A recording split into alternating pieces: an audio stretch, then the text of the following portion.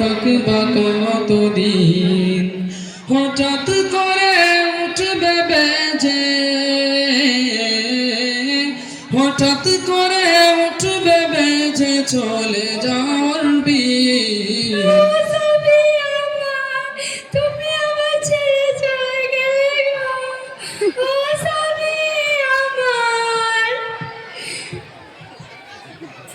ও স্বামী তুমি আমার ছেড়ে চলে গেলে গো, তুমি ছাড়া আমার এই দুনিয়ায় কেউ নাই গো, ও স্বামী আমার, ও স্বামী আমার।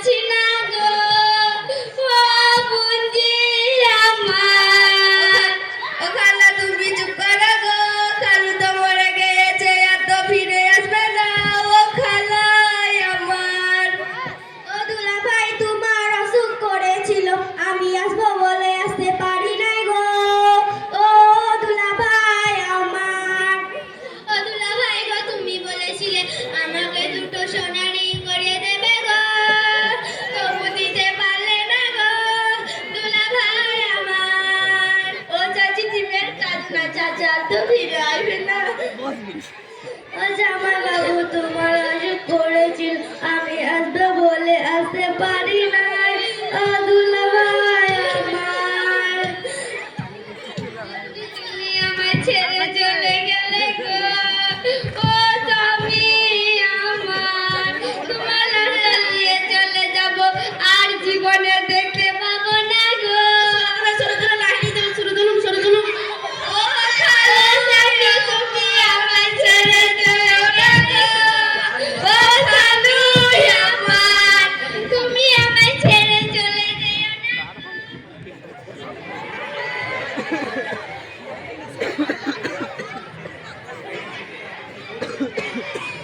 তো কান্নাকাটি হয়ে গেছে, তাই না? এগুলো হয় কি হয় না আমাদের সমাজে? আপনারা হাত তুলে সেরকম হয় কি হয় না? আমাদের সমাজে হয়, বিশেষভাবে আমাদের মায়েরা করে থাকেন। অনেক মায়েদের আলোকপাত করবে, বিশেষভাবে আমাদের মায়েদের জন্য।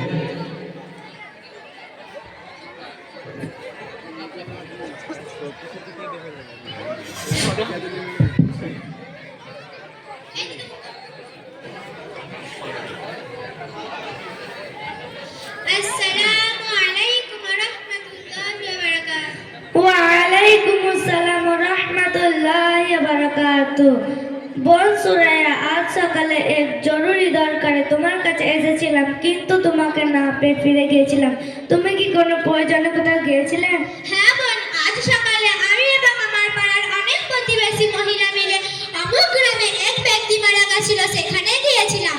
ইন্না লিল্লাহি ওয়া ইন্না ইলাইহি রাজিউন। আল্লাহ তাকে ক্ষমা করুক এবং জান্নাতুল ফিরদৌস নসিব করুক। হ্যাঁ বোন, তা মৃত ব্যক্তি তোমার আত্মীয় সূত্রে কে ছিলেন?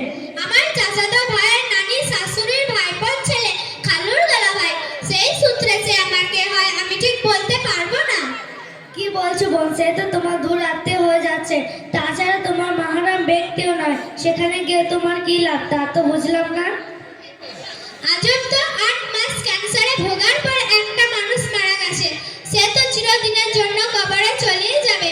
তার মরা মুখটা দেখবো না, তা কি কখনোই হয়? আফসোস, সত্যি আমরা অনেক কিছু বুঝি না এবং বোঝার চেষ্টা করি না।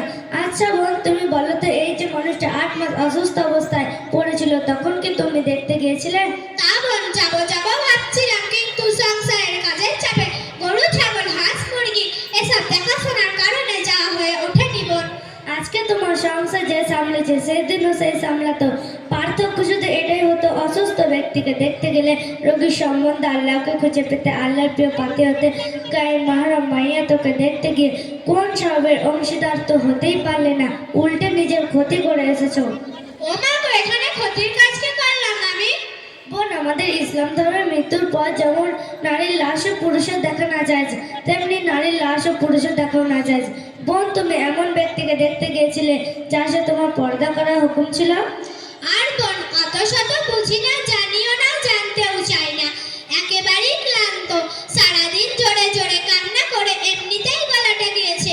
আবার তোমার কাছে জায়েজ না জায়েজ ফাতোয়া শুনতে শুনতে আমার কান দুটো যাবে, আর পাচ্ছি না বোন। নাউজুবিল্লাহ, তাই নাকি? আবার জোরে জোরে কান্না করেছ? কেন, কান্নাতেও দোষ? তাহলে মানুষ যাবে কোথায়, করবে কি? হায় হায় বোন, তোমার কথা শুনে আমার হাসিও পাচ্ছে বা কান্নাও আসছে। মৃত ব্যক্তির কাছে জোরে কান্না করা বা বিলাপ করা কত বড় গুনাহ। যদি জানতে তাহলে চিরতরে বিলাপ করা ভুলে যেতে। এই বিলাপ করা নারীর জন্য পরকালে অপেক্ষা করেছে ভয়াবহ শাস্তি। কিন্তু যদি মৃত ব্যক্তি বিরহে বুক ফেটে কান্না আসে, তাহলে মানুষ করবে কি? বোন, এটা তো ঠিক, আল্লাহ পাক আমাদেরকে সৃষ্টি করেছেন এবং আমাদেরকে একটা সময় নির্ধারণ করে দিয়েছেন। সময় ফুরলে আল্লাহর ডাকে সাড়া দিতে হবে, এটাই বাস্তব। তাই আমাদেরকে সবর করতে হবে এবং আমাদের সঙ্গে সবসময় আল্লাহ পাক থাকেন।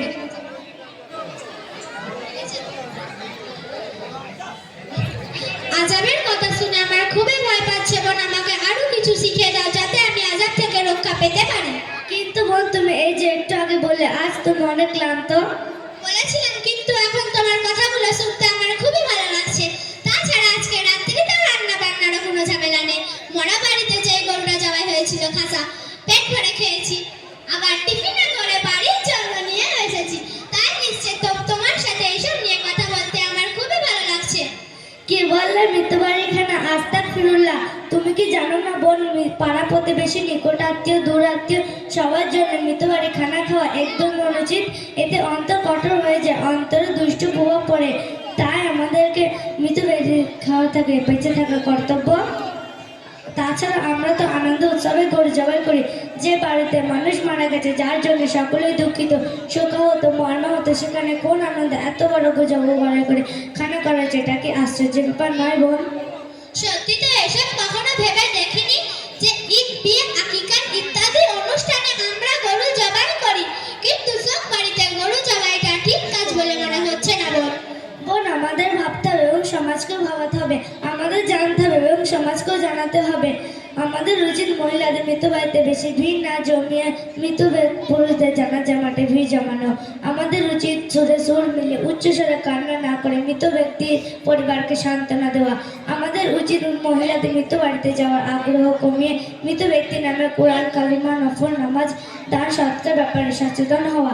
আমাদের উচিত গরু কেনার পরিবর্তে ওই টাকা মসজিদ, মাদ্রাসা এবং গরিব মিসকিনদের দান করে দেওয়া, যাতে মৃত ব্যক্তি কবরে শান্তি পায়। তোমাকে আজ কি বলে ধন্যবাদ জানাবো বোন? আজ আমি অনেক কিছু শিখলাম এবং আগামীতে